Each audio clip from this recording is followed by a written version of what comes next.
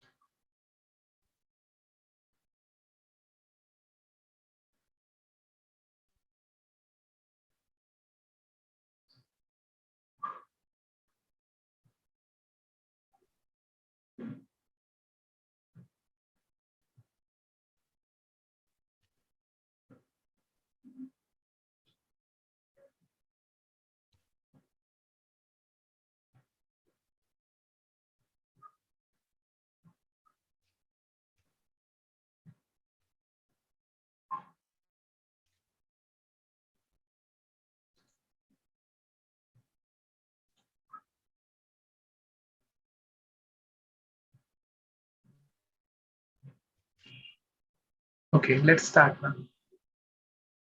All right. Hello and welcome to one and all. Today is the day 4 of our distinguished lecture series. This is on the occasion of the centenary celebration of the birth anniversary of the great Padma Shri Anna Sahib Jadhav. These lectures are organized by the Department of English and IQAC of B.N.N.College, Bhiwandi. Today, we have with us Dr. Kalpana Purohit. Ma'am is a professor and head of the Department of English at Jai Narayan Vyas University, Jodhpur. She is a critic and a poet. She has been the director of Center for Women's Studies. She is an active researcher who has prolifically published articles on the multifaceted streams of Australian literature, gender studies, American literature, comparative literature, post-colonial literature, children's literature, and critical theories.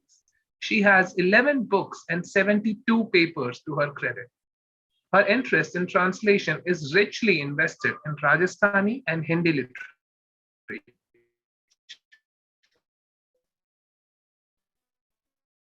Concerns for humanity and spreading the message of peace and human values through her writings and her fieldwork. An extensively traveled erudite, she has presented copiously at national and international rendezvous of seminars and conferences, home and abroad.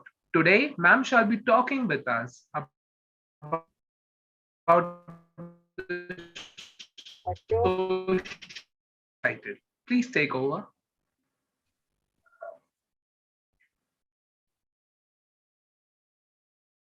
I don't know. Am I audible, dear? Yes, yes, ma'am, you're audible. All right. Oh, okay. Thank you so much, Shiva, for introducing me in such kind words. And I'll be speaking on some social cultural constructs in Indian diaspora writing. I would like to begin with the words like I normally kind of an invocation. On wings of deeds, the souls must mount. When we are summoned from above, ourselves and not our words will count. Not what we said, but what we found. So, good evening, everybody. My warmest greetings to each one of you, especially principal of B.N.N.College and a friend, Dr. Sudhir Nigam, academic fraternity, distinguished guests, scholars, and dear students. It is indeed a pleasure for me to be, a part of this academic rendezvous and share my views on diaspora writings and, under post-colonial readings. and of course, share my experience through my teaching like journey. How do I go about it? And in the wake of unprecedented times where doors were shut, practically for human touch, and physical communication became impossible. In fact, shall I say, taboo for all of us. So the human mind steered its creativity and opened new avenues for all of us, wherein the communication flowed freely. Uh, well, initially I had my reservations for this small screen, and but it has become, I guess, imperative for all of us in academic world now to accept, adjust, adapt, and adopt. Life is dynamic, and so are we. And I think a wise man is the person who flows with time. So, yes, I'm here with, and I am wise, I guess. So, I thank sincerely Dr. Sudhir Nigam for this invitation and kind of providing me this opportunity to be amidst all of you there. Ma'am, Yes. I think there's some sort of electrical accompaniment to your voice. Could you use a different mic, perhaps? Like Okay. Then what use I'll an do is earphone. I shift on to my telephone now. That would work as That well. would be fine. Yeah. Acho? Yes, ma'am.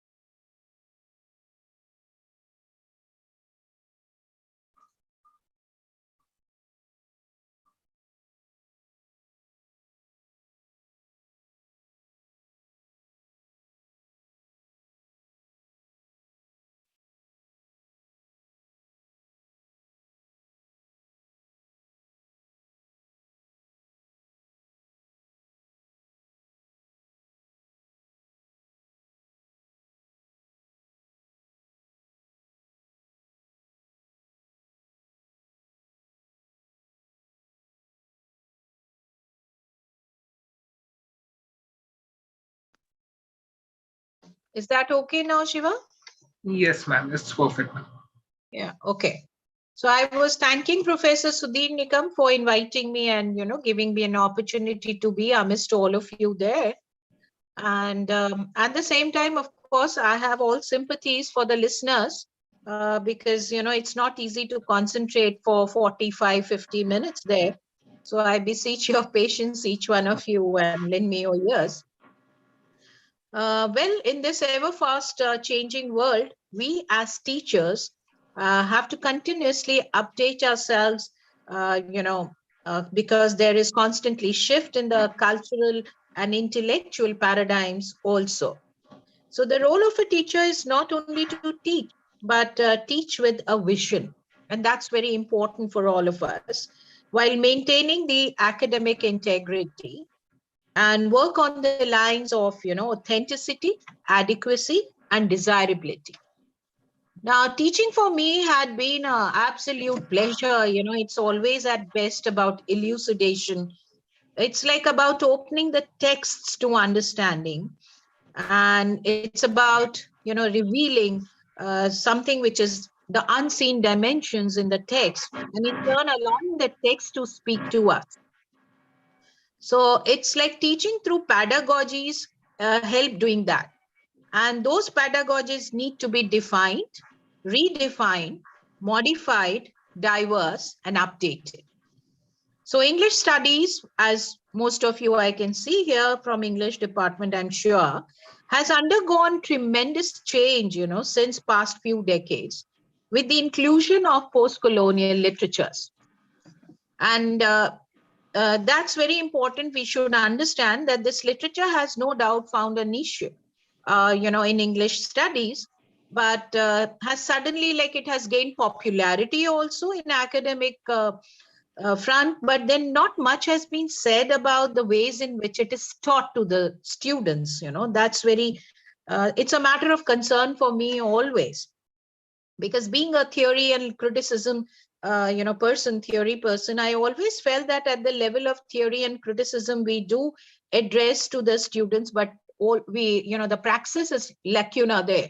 So this literature, of course, we know that it's so vast, and it becomes Herculean task for a teacher to put everything under one umbrella.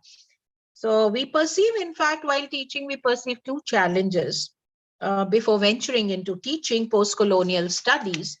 And these challenges, of course, needs to be addressed before we start teaching, especially the diasporic studies or post-colonial studies, of course. The necessity, firstly, to define, precisely post-coloniality to suit the experiences that are varied, diverse, because of different cultural background. We need to examine first the intertwinement of history, theory, politics, to grasp the distinct cultures and power relations. Secondly, you find that globalization and technology of contemporary culture have profound implications and consequences to the English studies. Technology, of course, we know that has indeed extended human capacities, and especially students are much ahead of the teachers nowadays. So we have to keep updating ourselves for technology too.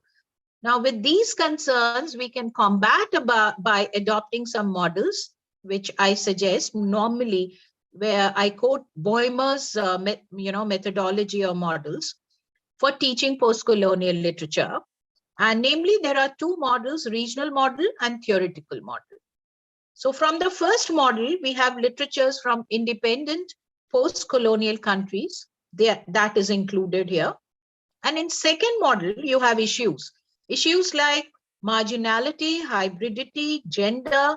So it's like, what I am teaching. That's very important to understand what I'm going to teach our students. And bearing in mind the proximity to learners' own experience, that fosters learning and teaching much easier. Now then, of course, we have to develop know-how approach too while teaching, and active learning is to be encouraged, I feel. Dramatization or narrativization of the text. Media, of course, is a great help to us nowadays, theater, films. And when you're talking about diasporic literature, you have a lot of diasporic films.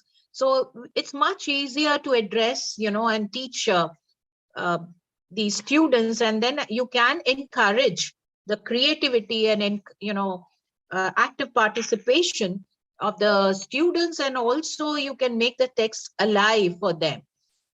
Now, once I remember Showalter, while teaching fiction, questioned her students, and she said, "Why is the person telling us the story?" Some of you may wonder, why is she talking about all this? And this engages to the next question to us, why? So you should know what, how, and why, and not only for the teachers, but for the student also, the scholars also. You should always address these questions before venturing into any kind of, research or, attempting for any kind of reading. So teaching post-colonial, what it means to you, what it gives to you at the end, whether it gives you deeper understanding, can you comprehend, fully appreciate the work. So very important, you should know how the concept or the theory operates within the text. That is very important. And from there, ensuing from this kind of a clarity, I proceed here with my teaching diaspora studies, And this is important for me, that once you are clear in your mind what you're going to address, how you're going to address, that's very, very, it makes things easier, and also your teaching and your participation of the students much more alive there. So the formation of a diaspora can be articulated as the quintessential journey into becoming. A process marked by incessant regroupings, recreations, and reiteration.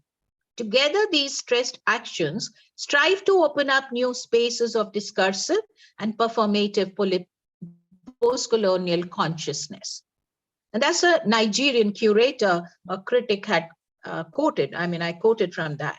So when we are talking of post-colonial literature, in very short, I summarize because there's too many things under this umbrella, and as I said, Herculean task. Post-colonial literature is a whole body of literature that emerged both as a resistance and reform. These two concepts are there. Resistance and reform of ideologies, identities, and experiences has garnered significant fresh concepts about race, gender, colonialism, culture, borders, politics, and language. Diaspora, being one of the most widely acclaimed key concept of post-colonial literature, has a lot in its arena to explore and understand about the constantly evolving impact of colonial rule and the aftermath.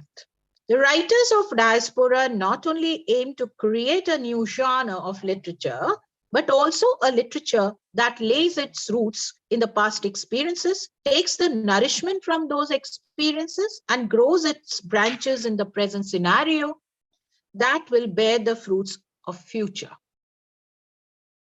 Indian diasporic movement or literature, when we talk, it has produced works of wide social, cultural constructs in the wake of settlements beyond the national boundaries. The impact on plots, characters through the years is subject of intrigue. In the age of globalization, the literature of diaspora is a platform to multiple voices that were silenced by dominant forces. The present deliberation, what I'm doing today, it's an attempt, a modest attempt, in fact, you can say, to delineate how alienation, displacement, rootlessness, nostalgia, gender, race form the center to the periphery of the quest for identity. It also aims at exploring the disintegration of cultures, identity crisis, and hybridity in the shadow of borders and spaces. An effort to comprehend these concepts, of course, I'll make with the references of some writers later from Indian diaspora. Let's understand few other concepts associated with this. The process of globalization and the inevitable expansion of markets, transportation, communication, capital, skills have challenged the geographic hegemony of national governments and their borders.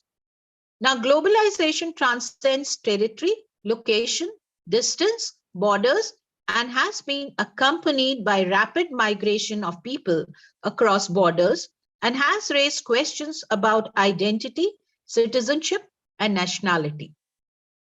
A massive movement you will find of people across national borders around the globe due to globalization has led to the blurring of definite borders between cultures and societies, creating a newer cultural concepts. That's what the hybridity came into.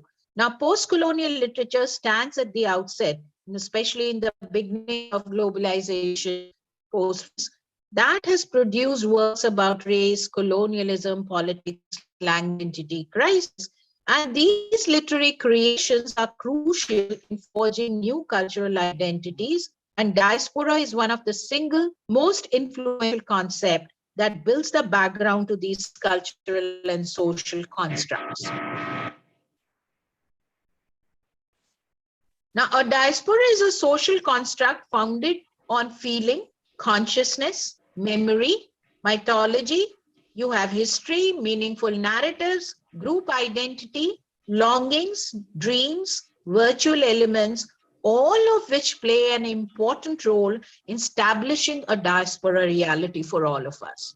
At a given moment in time, the sense of connection to a homeland must be strong enough to resist forgetting, assimilating, or distancing. Diaspora communities thus have a strong emotional expression towards the idea of alienation, identity, and merger. However, scattered apart, these diasporas may be a common ethnic identity in relation to native homeland binds all of them together. Diasporas are positioned somewhere between the nation states. I quote from Cohen's book, Nation States and Traveling Cultures, in that they involve dwelling in a nation state in a physical sense, but traveling in an astral or spiritual sense that falls outside the nation state's space or time zone. Diaspora is generally referred to a movement of population from its original homeland and thus signifies scattering, migration, dispersion of people.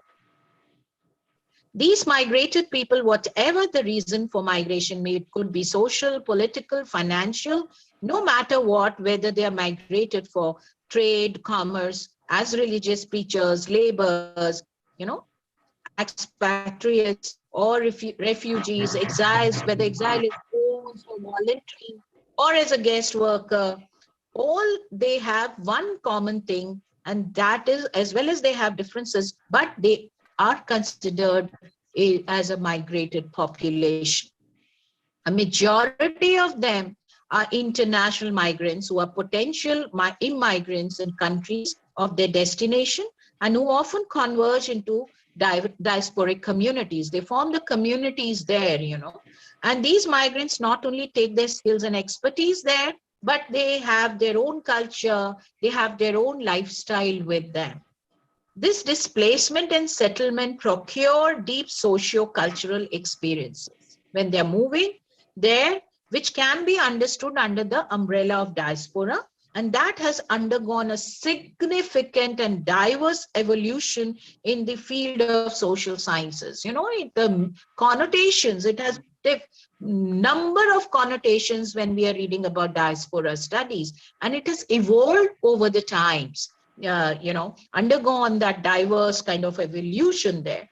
So it associates with displacement, dispersal, migrancy, and the term diaspora has outgrown its key concepts beyond human migration and mobility in the recent decades. Now, in the initial phases, when we are talking of, these migrants suffer from the pain of being far off from their homes. They have nostalgia, they have pain, the memories of their motherland, and anguish of leaving, that's the thing. Now, settlement in the foreign land makes them experience dislocation, which in turn results into like breaking up with their old identity. They experience the sense of loneliness in an alien land, in a foreign land. And as they face, they face non-acceptance by the host society there, and also experience ethnic discrimination. And these immigrants attempt to assimilate, as I told you in my initial, stage, assimilate, adapt, and amalgamate with the society of their host community. Their attempts of adaptation and adjustment are not without their concern to maintain their original culture and identity. They want to retain that, yet they want to be accepted by the host society. So that is there, and that hybridity enters there. It's an attempt of the marginal groups to protect themselves against the dominant host society there. So there is an insulation, is continuation of the cultural practices and social traditions by these communities as well.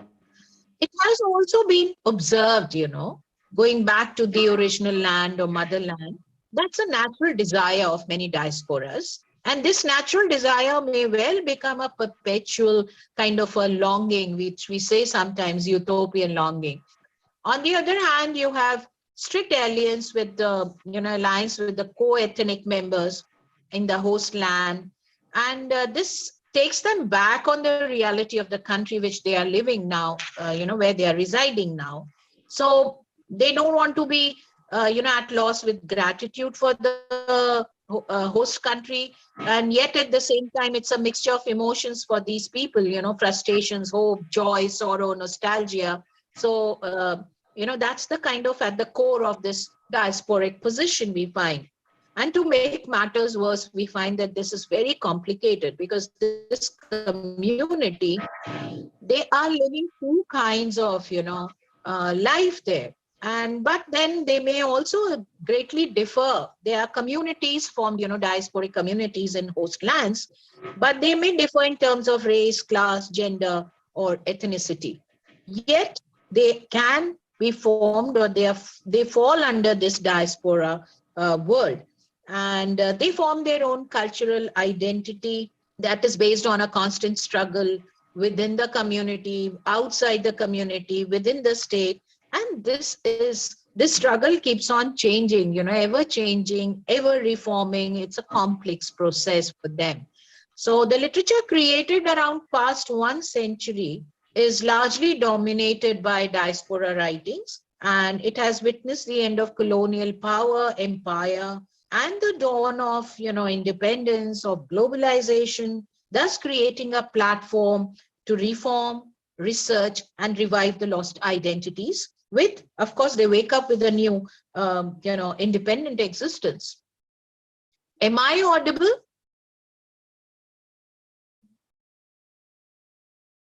Hello there. Am I audible? Yes, madam, clearly. Yes. Okay. Well, in the words of Peter Barry, you see that he gives us 3 stages. He talks of them: adopt, adapt, and adapt. That's ADAPT and ADEPT. Provide a way of seeing post-colonial literature. And he discusses these three phases there for diaspora writing, where in the first phase, you find that it implies an acceptance of the colonial authority and is observed as the adopt phase. The subsequent phase, you find adapt, focuses on adapting the colonial forms into native subject matters, thus allowing a partial intervention. And finally, there is adapt phase, since its characteristic is the assumption that the colonial writer is an independent adept in the form and not a humble apprentice. So you have these, there's a declaration of cultural independence in the final phase. Originally, of course, most of you, I don't want to dwell on the kind of traditional meaning, but originally used for Jewish dispersion, from their homeland, the term diaspora we used to apply.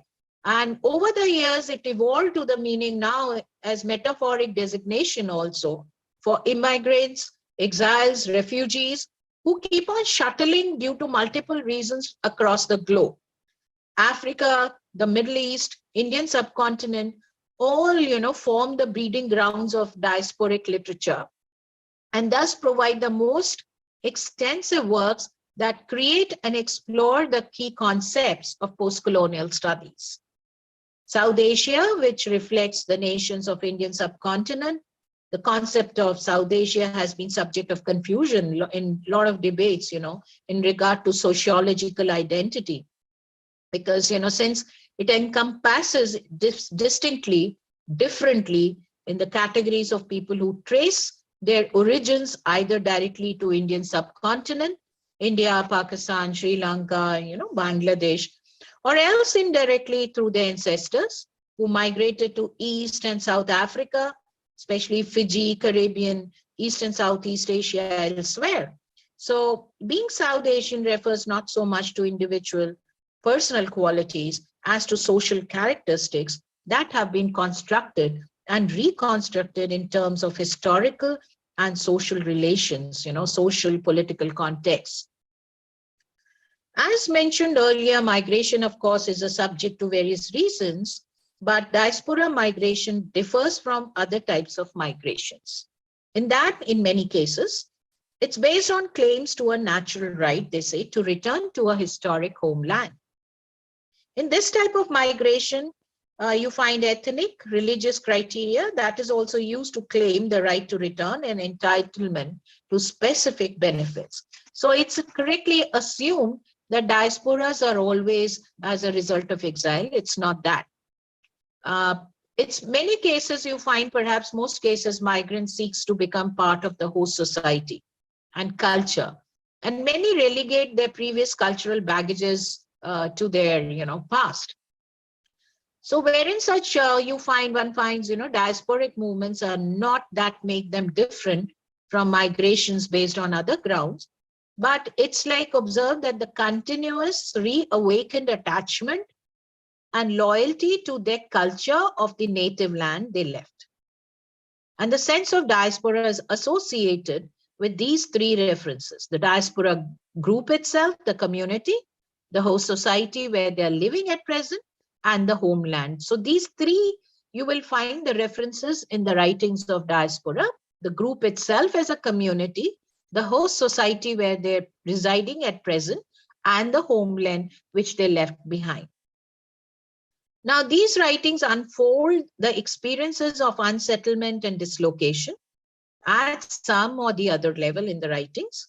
The social function of diaspora is especially to maintain a sense of community and belonging. It's a welcome kind of a social entity they talk of amidst the context of exclusion, limited opportunities, and socio-political discriminations in the host countries. Hence, a diasporic text can be observed in the light of location, dislocation, and relocation. The intense feeling of changing designation of home, accompanying the shyness, nervousness about homelessness, and unfeasibility of going back to your native land. These are certain kind of, more relevant themes you will find in diasporic literature. There's a close connection of diaspora writings with such socio-cultural constructs that often poses a need to understand culture, with its characteristics, history, influences of various civilizations on the culture. Though not similar, of course, to diasporic culture, but a parallel subject you will find, which Stott Hall, many of you must have read when he talks about culture studies. He pointed at this subject in his lecture series. So cultural studies, he said, that emerged in an interdisciplinary field of research that explores culture, how culture is created and transformed, and how it transforms the individual experiences, everyday life, social relations, and power. Of course, we all know that till Second World War, England was no longer the center of Western industrial society. You have America became the harbinger, with the rise of media and free market. In a land where you have rags to riches stories and mobility, so we tend to imagine. There is a lot of imagination, just one hit away and you have a culture. Culture is about what you project to the world, So combining the strengths of the humanities, social sciences, this cultural studies draws on the methods, theories from sociology, communication, history, culture, economics, theories. So by working across these boundaries, it exposes new questions and problems of today's world. Rather than seeking answers that will hold for times, this study gives us flexible tools to adapt to this rapid changing world. And as Hall, I quote from his text now, in 83, he spoke about saying that, quote, culture, he argued, that does not consist of what the educated elites happen to fancy, such as classical music or fine arts. It is simply, I reiterate, experience lived, experience interpreted, and experience defined.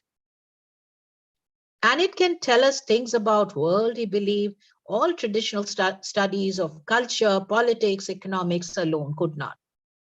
So you need to know that these three things are very important: experience lived, experience interpreted, and how experience is defined. And so cultural life is not only concerned with kind of communication, it also is there in the domain we have collected experiences in these communities. And cultural studies is devoted to understand the process which societies and these diverse groups within them come to terms with history, community life, and the challenges for the future. These cultural themes, expressions, and constructs remain integral part of these diasporic literature and have been widely explored in the context of Indian diaspora. There is so much of cultural, we all know how diverse our country is. So there is so much of cultural mixing, in the post-colonial era, that it has given birth to hybrid culture, which you get reflections in all diasporic literature, writings here. You have Graham Hogan asserts that the present era is the era of hybridization. Culture is a derivative of the past and present, individual and collective, regional and alien experiences that influence and formulate the identity of a society, which gives you a socio-cultural cultural identity. Now, culture is both individual and social construct. Culture as social, a way of life, whereby it expresses the structure of feeling of social group, meaning and values of behavior, social institutions, as well as in the terms of their place in art, learning, and living. Now, India is a country with, variations, unmatchable variations, in fact, and abundance in regard to culture, folklore, religion, language, regions, societies, art, castes, food, socio-cultural elements there, which, form the extensive and intricate cultural and social fabric of India. And acknowledging this fact, it is quite acceptable to find, vast networks on language, region, religion in Indian diaspora. Research, of course, has been carried out in recent years to study this versatility in Indian diaspora. You have production of diasporic identities in, Mauritius. People refer to Tamil Hindus in Malaysia. People refer to ethnicity over generations of Indian, Jains in United Nations, etc., and so on. So the modern Indian diaspora is one of the most demographic dislocations that emerged with the multiplicity of histories, variety of culture, tradition, and deep instinct of survival. This includes the different phases of evolution in diaspora that are migrants, hybridity, and quest for identity.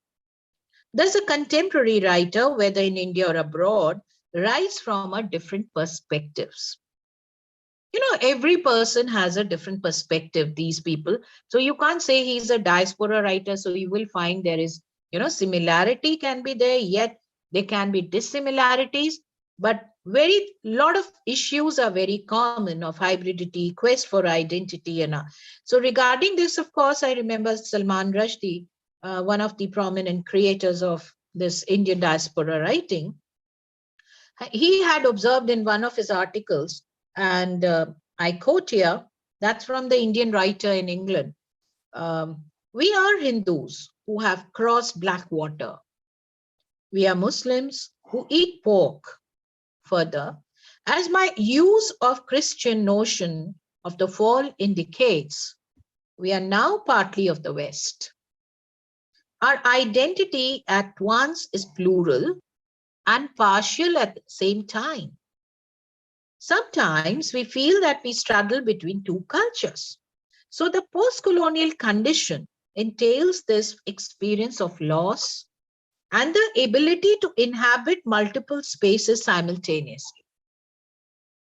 Edward Said, of course, you people know, who wrote Orientalism.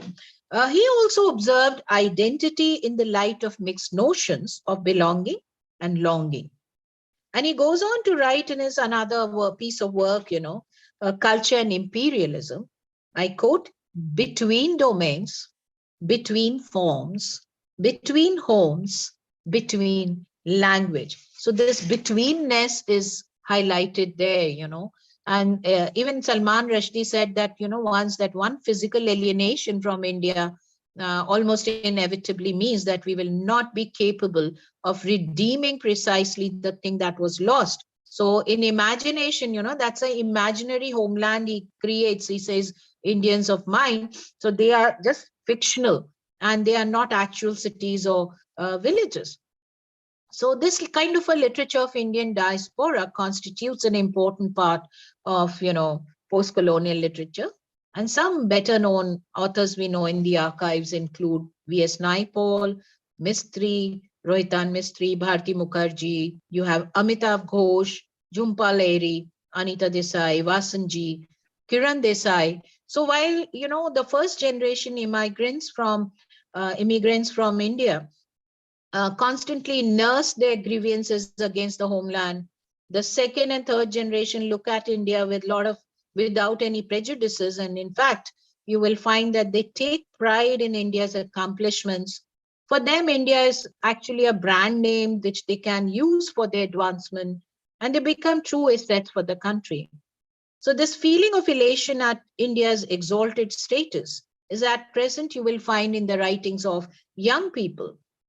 Generally, Yes, the major themes you will find deals with displacement, rootlessness, nostalgia, quest for identity. It also focuses on issues with disintegration of cultures. It talks of amalgamation of cultures. It reflects upon the immigrant experience that comes out of the immigrant settlement. Indian diaspora remains a major platform to these continuously evolving themes in the age of globalization. Uma Parmeshwaram has also defined it in the series of phases. And I quote, the first is one of the nostalgia for the homeland, left behind mingled with fear in a strange land. The second is a phase in which one is busy adjusting to the new environment. There is little creative output for us. The third phase is shaping of diaspora existence by involving themselves in ethno-cultural issues. The fourth is when they arrived 42 and start participating in the larger world of politics and national issues. So as expatriate writer experiences cultural, geographical, and emotional displacement, there emerges a diasporic, sensibility that mirrors the plural identity of the writer. Their writing is characterized by pluralistic vision.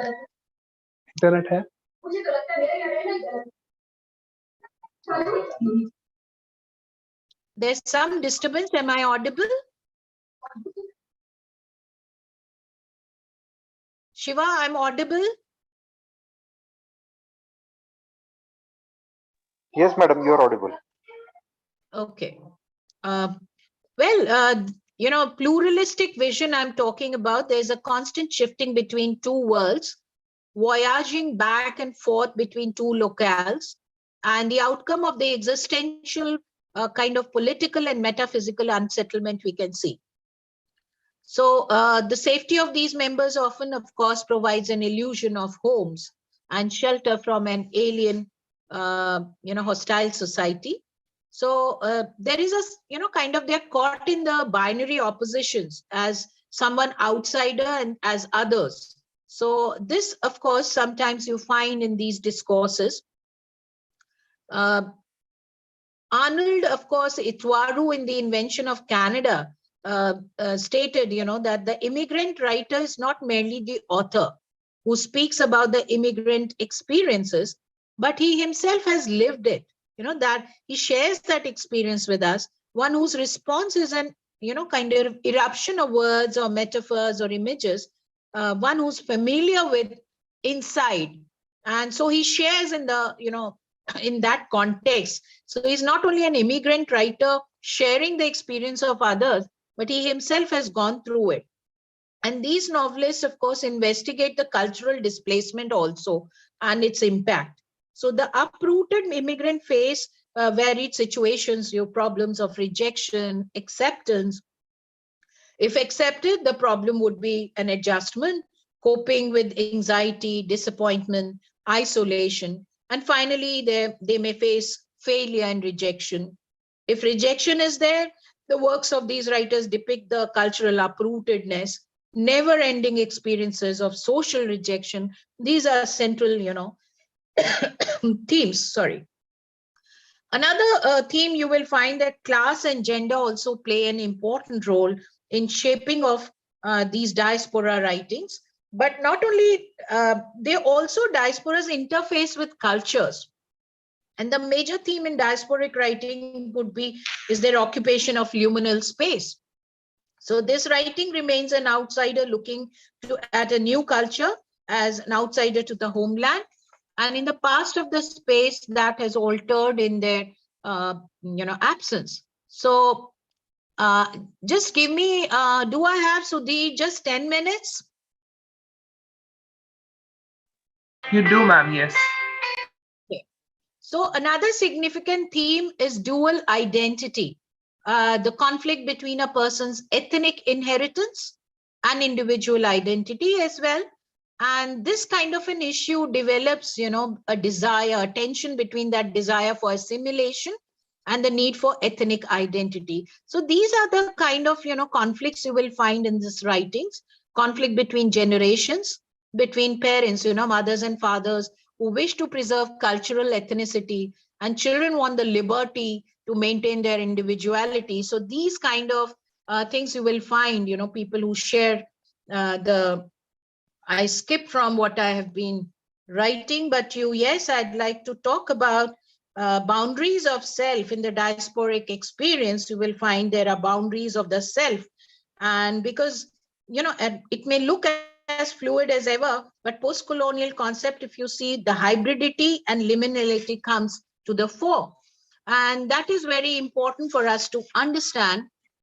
A lot of people, another very important thing is that people keep on nowadays talk of transnationalism too. I just wanted to, this is for the benefit of the scholars and students, there is a difference.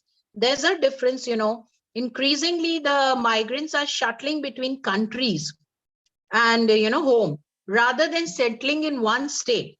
So such migrants are referred to as transnationals, who create and maintain their multiple ties across several national boundaries at their free will.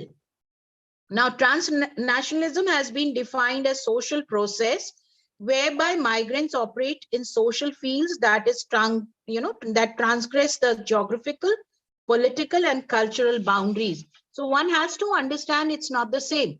The impact of transnational migration differs from, should understand within the context of heightened, globalization in which it is embedded. Changes prompted by migration, globalization, and how they reinforce one another. So they are also delineated into categories, these transnational migrants, depending on the intentions and the path traversed by them. So that is utilized the terms, they're shuttle migrants or cultural commuters. So to refer to these, they are a little different from what we have been doing. And that's a study have shown, in 1990s that majority of them, they are international migrants who are potential immigrants in countries of their own destination where they wanted to travel, and who often converge into, they go there and they converge into diasporic communities. So these migrants, international migrants, not only take their skills and expertise, but they are taking their culture also with them. So there is a continuity. There is a continuity of culture which these people, take. Of the socio-cultural experiences, they get associated with these migrants. And even if they are different forms of displacements are there, but perhaps, most appropriately, you can say that that is captured by the concept diaspora, though sometimes it's very fascinating, but complex evolution it has gone through this concept in the last 2 decades. And historically, we know what it meant with the Jews and how it has taken the shape today. So you have to understand from the point of view from old meaning and now what it is now with the geographical and territorial dimensions. So deep down, this diaspora has been transcending, from the places as a result, of course, of technological revolutions also. So this is important that this has taken a very complex evolution there. And it's a kind of a role you find that of a collective memory of the past, the links with the motherland. It forms important meaning to diaspora. There are endless, of course, debates about the meanings, boundaries, affiliations with the hybridity, roots, and identity. But then again, it forms an important concept of this diaspora debate. The meaning, of course, is dynamic, as I said. The intensity, of course, of the linkages is based on the proximity of geographical, social, and cultural between the motherland and the host city or the host society. The closer the proximity of the diaspora from the motherland, greater the intensity of, cultural continuity. So when you talk of, identity also has a lot of, it's an embodiment that can be connotated. A lot of connotations are there. So through the indications of demeanors, ways of life, convictions, taste, we talk of these, identities. So when you have the location of culture, when you read of Homi Bhabha, uh, it gives you a binary way of thinking of self and the other. So he feels that cultural identity in terms of yawning gaps between self and other. So he presents an intercross version of identity according to the self and in present and the other. So various writers have given, I'll just mention one or two in very short because I think it's going to be time. The impressions such as hybridity, migration, identity, they are very well explored extensively by when you see the works of prominent Indian diaspora writers. Bharti Mukherjee's wife, for example, Jhumpa Lahiri's namesake. You have Kiran Desai's Inheritance of Loss, or A Sister of My Heart by Divakarni, Chitra Banerjee. So, just let me give you one or two examples. Bharti Mukherjee, of course, when you see the second novel of her wife, it's a tale of predicament of cross-cultural dichotomy and its negative effect on the self. There's a protagonist, Dimple, and which leaves her undecided, knowing how to react to a new culture. So she's caught between two cultures of the East and the West, the past and the present, the life in America, and you have that creates a lot of chaos and disorder in the relationship between husband and wife. So it also exposes how a woman's immigrant experiences are there, how she encounters new culture, and there's a struggle, it compels her to assimilate, or she feels frustrated. So you have, she's doubly marginalized there, not only as a woman, but as an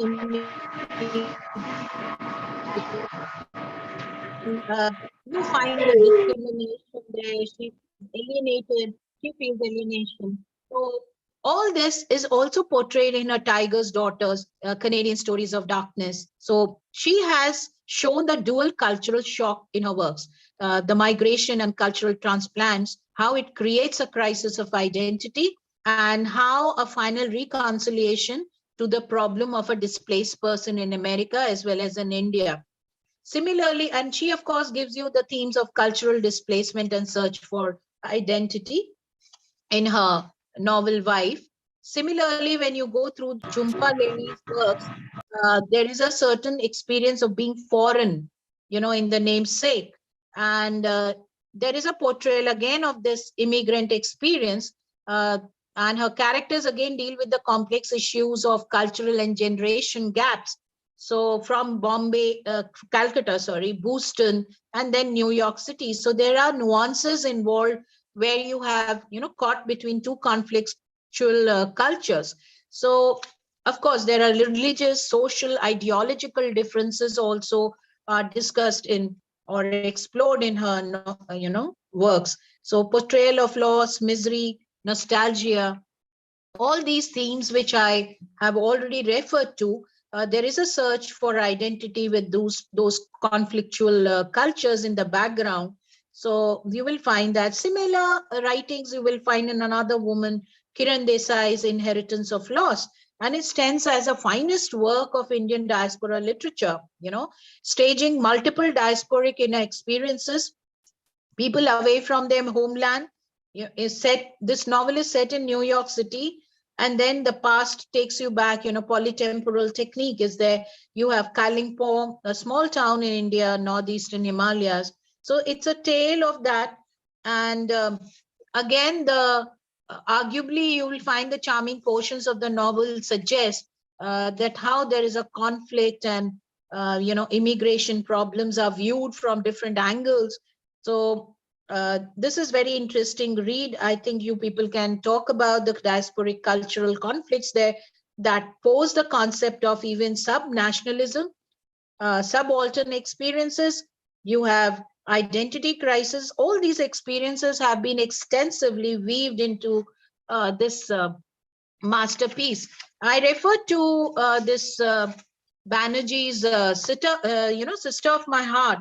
It also, the literary output of this writer treats all shades of identity crisis there: alienation, marginalization, despair, readjustment, adaptation, adoption, There's a yearning actually in the writer, yearning for the land of her origin, her pride in its rich literature and folklore. So her religion is expressed through numerous nostalgic coin, like you have lullabies, stories, and mythological allusions. So she also explores in her novels the life of Indian families as well as migrated families. So thus, the multiculturalism also becomes the parcel of civilization, which has continued to ignite varied human emotions, creativity, and societies, reforming and resisting the orders of life. So, diaspora is all about creation of new identities, spaces for growths, boundaries to limit and explore, resolution of conflicts, and a new culture, either composite or plural. And that is to say, diasporic writings are constructed socially, culturally, not only on the principles of harmony, but on the principles of similarity. Mahatma Gandhi, I end my deliberation by quoting him from Young India, and he said, I quote, I do not want my house to be walled in all sides and my windows to be stuffed. I want the culture of all lands to be blown about my house as freely as possible, but I refuse to be blown off my feet by any of them. So thank you, ladies and gentlemen, for your patient hearing. I, I hope I'm able to reach out and maybe make some kind of a point of view on diasporic writing. There is some disturbance here. No, ma'am, you were perfectly audible and it was visible. Thank you. Thank you. Yes, ma'am. And this was a really, really informative session, ma'am. We Thank gained you, more dear. It was insight into the mainly for you. life. We It gained was more mainly insight, for you scholars and students. but we gained more insight about the lives of the people who are from diasporas in this little 1 hour session more than any normal person would get from all the representation that they get in the media, ma'am. That's right, and it's very strange because I've had my family members, my children, all abroad, and what we people go through, they go through. That's very interesting, this read. It's not only the literature, but you can, literature, I always said that it, like people have, I share a joke with you all saying, people say science saves man from death. I fully agree because there are a lot of scientific work is going through, but then I always laugh and say literature saves us from life. So you can live, experience life in not only literature, you can apply, it makes you better human being. That's Of all I course, can ma'am. say at the end of it. So I hope I could make some sense You did, ma'am. after all at the end. And Sudhir is there. Sudhir, Yes, ma'am. Yes, madam. Thank you for such a yes, wonderful presentation and thank you. enlightening the audience. Thank you. And I hope I made some sense out there. And it was a pleasure indeed and great to be back to the same. This is my diaspora Yes, I'm speaking about. And I said, going back to, taking me back so much gratifying, experience to speak to your own people there. Can I take a call from here? Okay, Shiva, nice meeting you people, though virtually, and I hope to see you all physically very soon Definitely. once the situation. So be safe, all of you, and take care. Okay. You Thank you too, so much, ma'am.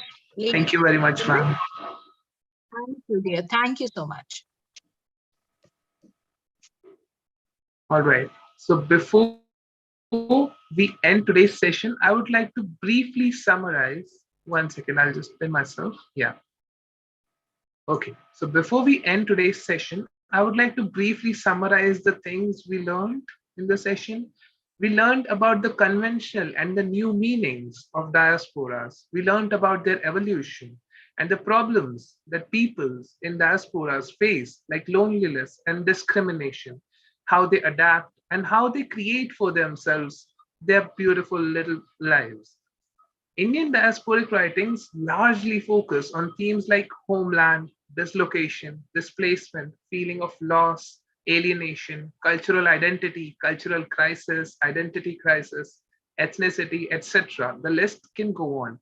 And to give us some brilliant insight into the Indian diasporic literature, ma'am very promptly quoted the works of the most prominent Indian diasporic writers. Thank you, ma'am. It was really inspiring and really informative. Now, I would also like to invite you all to the final lecture of the series by Dr. Sachin Labade on the topic of contact and language development, a case of English and Marathi. And with this, we conclude today's session. Thank you very much, everyone. See you all tomorrow.